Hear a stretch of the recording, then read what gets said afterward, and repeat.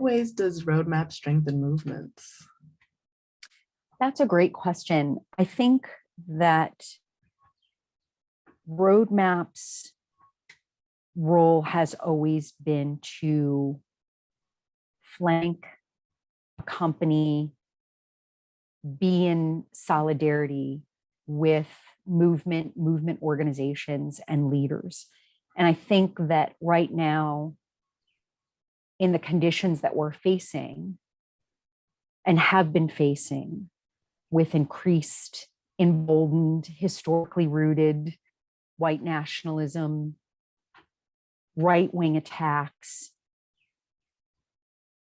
we have to ramp up our accompaniment and our solidarity even more.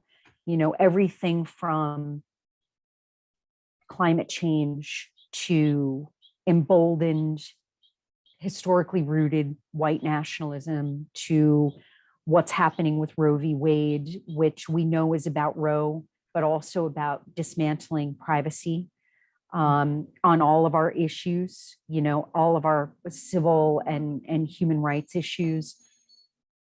You know, we are at a time where our efforts to continue to build multiracial feminist democracy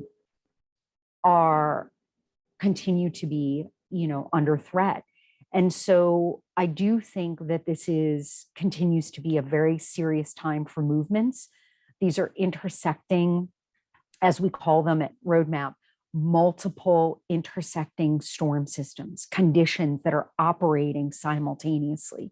And the pressure that it puts on organizations, on leaders, on movement ecosystems to put out multiple fires happening locally and nationally is really intense. And so what I know about what's happening with shops like RoadMap, BIPOC-led, progressive, values-driven shops, is that the capacity of what movements, the things that movements need and movement organizations need far outweighs any one of our shops in the capacity of our shops.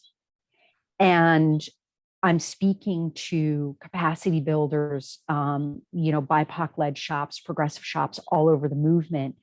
And none of us can meet the scale as a solo shop of the conditions that we're facing and the needs that movements and organizations have. And so what that means is that not only does RoadMap have to keep looking at scale within RoadMap, and we are doing that by deepening our community of practice, deepening how we partner together, deepening within consultant teams, adding some strategic communities of consultants to our network in order to meet the moment. But RoadMap will never be able to meet this alone. And frankly, I don't want to meet it alone, right? Because I actually think taking the path alone does not provide us with the opportunity to be in solidarity with and learn from other practitioners and other spaces that are deepening their liberation practices.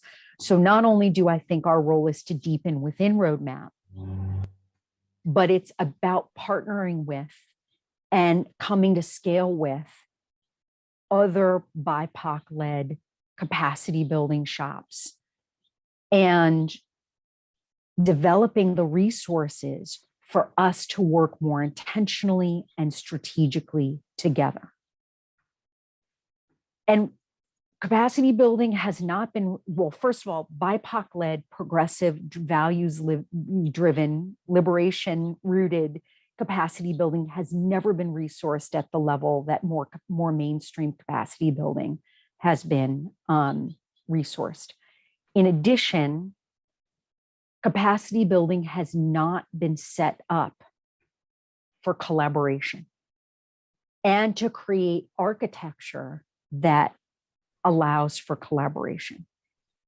And so even though many of us doing this kind of work in this way desire that, we are funded and supported to operate as solo efforts. Right. And we're trying to break through that, because if we're not learning from each other and we're not coming to scale together, we can't meet this moment. And I actually, in the long term, this moment as well as the long term. And I actually am more and more convinced that no one shop can take this on, and that this is not a solo venture.